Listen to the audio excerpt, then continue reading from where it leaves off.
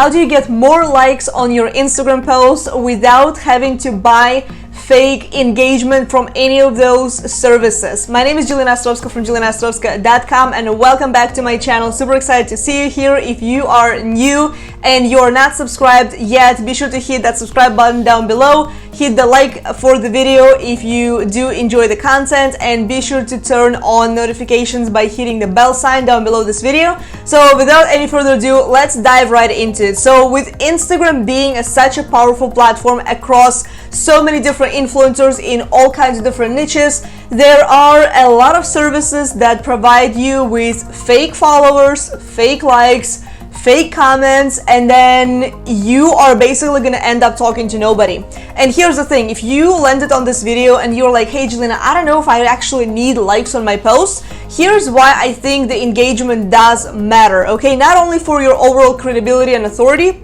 which is why a lot of people buy the fake engagement and fake followers, because they want to, be positioned as if they have high engagement and they have that, their perceived authority goes through the roof. But then in reality, a lot of them are broke, okay? You do not want to be in that same situation, right? So that's why I'm saying that you do need to build up a solid audience. You do need to build up a solid engaged audience that is actually going to care about your post. And in my books, visibility and engagement is virtually the same thing. If you are creating good content, I generally do expect the audience to reciprocate and comment and like on the post and really show that they do care about the content, and not necessarily the content is actually helpful for them, right? So let's dive right into it. So first of all, the very first thing that I would do want to share with you when it comes to Instagram, when it comes to getting more likes, and that is an important one, is you have to have a high quality image, okay? So if you're going to have an image, it cannot be filmed on an iPhone 4. I'm so sorry, but the quality is no longer as good as it used to be back, 4 or 5 years ago, whenever that phone was around. So I'm not saying that you have to invest in a bunch of technology and equipment and expensive cameras. You definitely do not need that. But what you do need, use your phone, okay? So iPhone 7 Plus and, iPhone XS or 8, they all have really, really good cameras.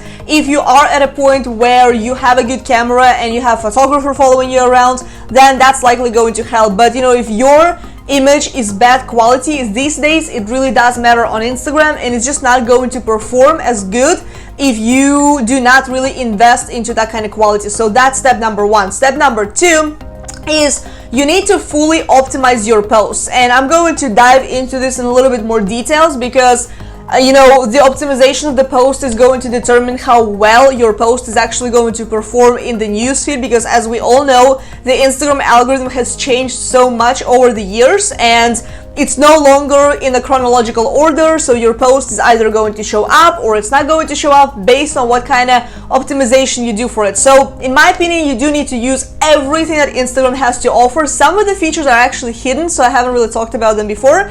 Number one, add a location. Okay, so if you have been in a big city, let's say you've traveled to New York, be sure to tag the location. If you've been to a cafe or you've been to a restaurant or something like this, tag a location as well. And it's just going to help you get noticed by the audience. So let's say if you have been at a cafe and then there's other people that visit, and there's a high chance that they're going to see your post in that location, because we all connect on Instagram through multiple different ways, either through hashtags and locations, and you do need to be using it heavily. I will say, do not use a fake location just to get noticed, because I think that's kind of a baloney strategy. But if you've been at a cafe, like I said, or you've been traveling to amazing places, or you've been like even in your hometown, be sure to tag a location just so that you can get noticed. Number two, add relevant hashtags. Okay, so I've had one of the viral posts personally the other day, and it has been simply because of the hashtags. Okay, so a lot of reach on that post has been specifically through hashtags, because in the newsfeed, yes, it has been high, yes, I have landed on the explore page, yes, there have been other influencers that have liked the post, which is kind of been helpful for it to go viral. But at the same time, it has been hashtags. I think about 40% of the reach for that particular post has been from the hashtags. Okay, so definitely do your research, figure out where your audience hangs out, what kind of hashtags are they searching for, so you can show up in those particular hashtags.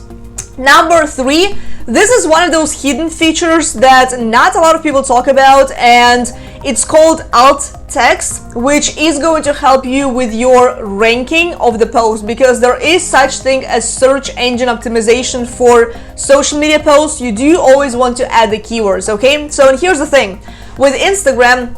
If you go under, and I'm going to show it here on the screen as well, if you go over to your post, you add the description, you add the location, you add the hashtags, then down below you're going to find an extra area where you're going to find the alt text, okay? So, and what it is, basically you have to explain what the post is all about, and you can say something like, let's say if you are a woman and you are into fitness and you're posting a tutorial, you can say something like, women entrepreneurs sharing lifestyle and fitness tips, or sharing a workout, how to get a booty that you have been striving to get, right? Something like that. So throw in some keywords, because Instagram is going to determine who is the ideal audience that needs to see this particular post, and they already do it on their own, but I don't necessarily trust them, because we don't have to be trusting the social media platforms, but I do think that you have to always rely on your own efforts,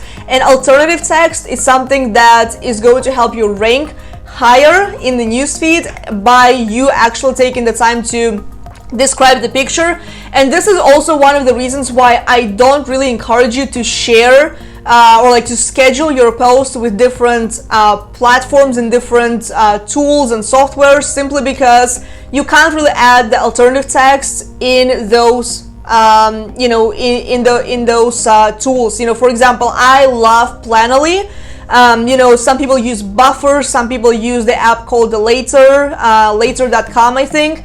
And the problem is you can't really add a lot of different things such as alternative text, which I think is going to help you with the ranking. So that's why you can pre-plan all of your posts, but when it comes to posting it, I would still post it yourself without having to rely on any extra, third-party tools.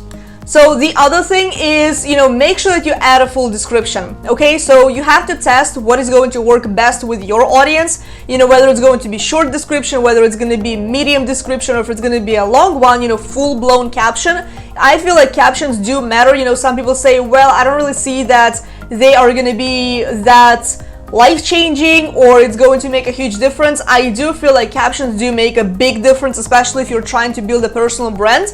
People will care about your content if you do care enough about people, and if you are really delivering high quality content that is actually helpful. So, and here's something else. I'm going to reference a tutorial up here where I talked about how you can break down the text in your caption, so it's not just a one big paragraph that nobody's going to read, but it's actually easier for the eye. So if you don't know how to do it, I'm going to reference a video right here, so be sure to check it out. And moving on, after you have the full description, you, like I mentioned earlier, you have to add the hashtags. And the other thing that is not always being done by people, but I have seen that it increased my reach of several different posts, is tag different accounts on your particular post. Okay, so do not do it in a spammy way, but if you're talking about travel, if you've been to some kind of place or restaurant, feel free to tag some accounts that are related to that location. So for example, I've had a couple of posts from Malta, and I wanted them to be shown on different on different accounts. So let's say if I go to an account called Yellow Malta, then I can go under their tagged accounts, under their tagged images, where that particular account is tagged, and people can search my post like that. Not necessarily search, they can find my post just by going to that account. And the other thing is, it's a good way to get connected with other influencers. In fact, this is something that helped me get quite a lot of followers from a particular audience, from a particular travel account. I had a post, and I honestly did it without any sort of intention. So I did a post. It had a medium length caption. It was from El Salvador trip when I was back there in 2018. and I kind of decided to tag a couple of accounts just to test it out, how it's gonna work out. And I tagged one account called El Salvador Travel, and I remember a couple days went by and they featured that same picture that I shared in my account on their account that has, I think, over 50 or 60,000 followers. It's like one of the main travel accounts in that country, and I've gotten a bunch of followers from that account. And I think that picture with them, it's gotten a really huge engagement, and I've gotten a lot of visibility for my page like that. So it's a good idea to tag other accounts that are within your niche. If it's a travel, you can tag some travel people. If you are a makeup artist and you're doing a tutorial, definitely tag different brands, maybe tag a couple of influencers. If you are into fitness, you can do the exact same thing. If you are into business, if you are a millennial, there's a lot of different pages that are niched. Some of them have smaller followings, some of them have bigger followings, and some of them have massive following. So I would definitely alternate and tag different ones to see how it's going to perform. And I also feel like it's going to be a good way for you to get in touch with some of the influencers as well, because there's no other way for you to I think there's no better way for you to connect with other influencers within your field better than Instagram, because on Facebook it's not necessarily the best place for you to go and blast people through Messenger and stuff like that. So, and the other thing you have to consider about your post is it shareable? Okay, which is why I love sharing quotes on Instagram.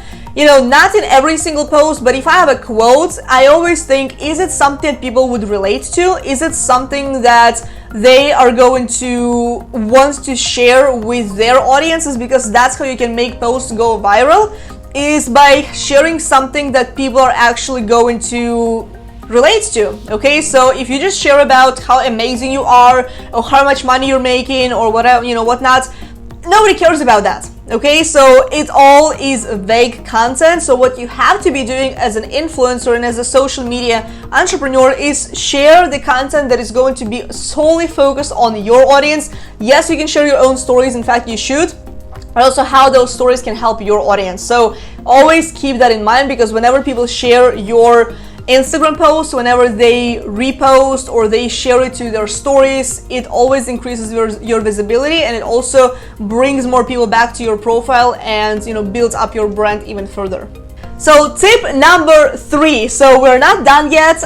Make sure that you post at the time when your audience is active the most. Okay, and you have to think a little bit about the psychology in this aspect, which is, if your audience, they have a job, right? So they're likely not going to be able to see your post in the middle of the day, right? So if it is 3 p.m., if it is 12 p.m., 11 a.m., they're likely going to be at work. Okay, so you have to find the time when they're going to be most active.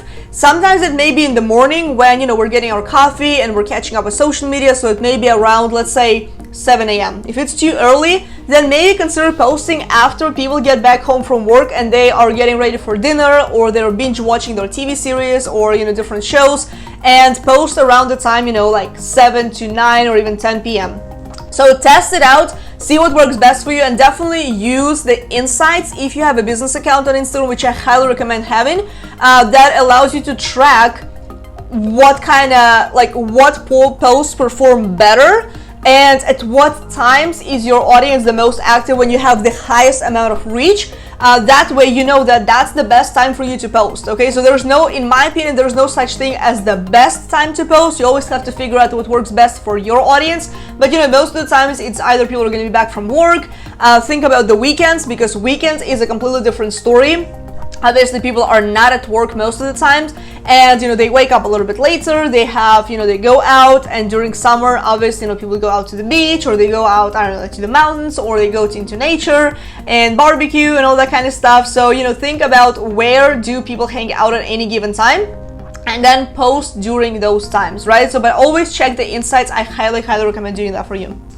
Tip number 4, okay, so this is purely the law of reciprocity. If you do want people to engage with your content, if you want people to give you likes, leave comments on your posts, Instagram is always going to reward you for your own effort, okay? So if you have zero engagement, or you're wondering why is it not working, it's simply because you're not really giving attention to the platform, you're not giving attention to your audience as well. And I feel like, I've heard different kinds of things and tested different strategies. What works best if you dedicate 1 hour a day and you don't just scroll through Instagram and look for the news, or just scroll and scroll and scroll until you know, are too tired and then you log out of the app. Instead, make sure that you engage within the newsfeed. Make sure that you engage on the influencers' posts. Do not just like drop a bunch of likes, because that's pointless. Instead, make sure that you reply to other people's stories. Make sure that you,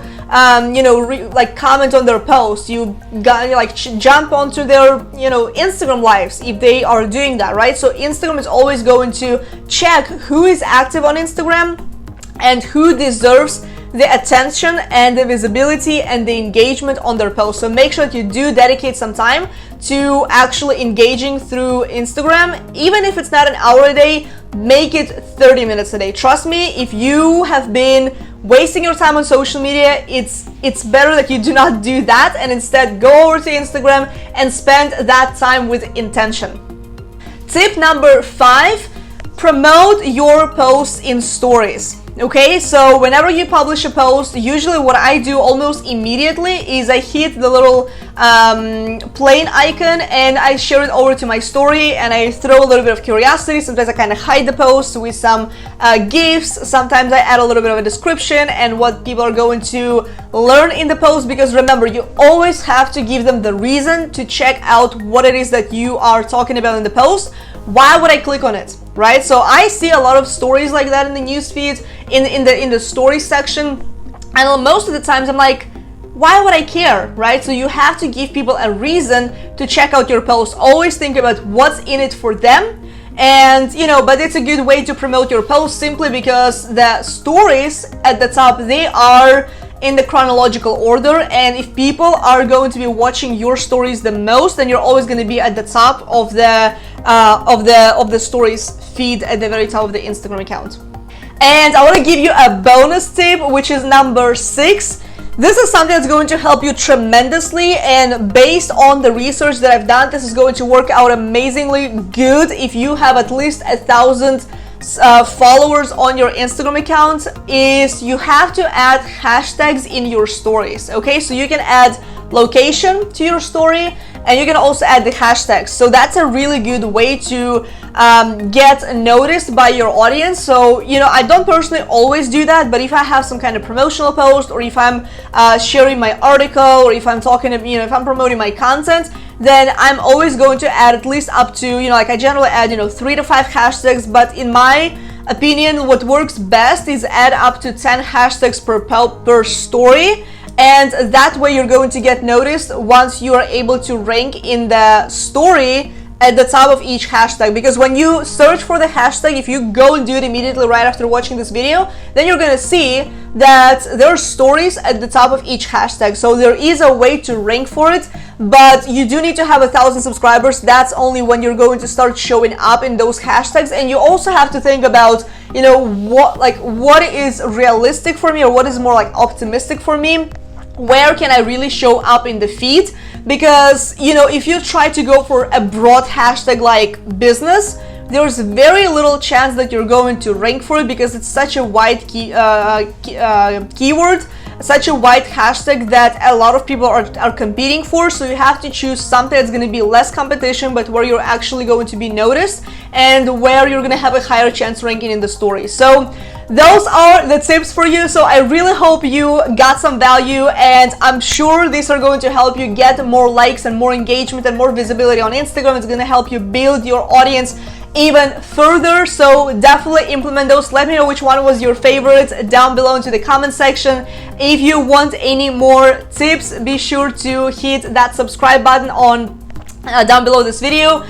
Turn on notifications by hitting the bell sign, and I'm gonna attach some more tutorials for Instagram after this video, so be sure to hit those and check out the description for more tips and tricks. And if you want more trainings, you can go over to JelenaOstrovska.com, grab your freebie at the top of the site, and I will see you in the next video. Bye for now.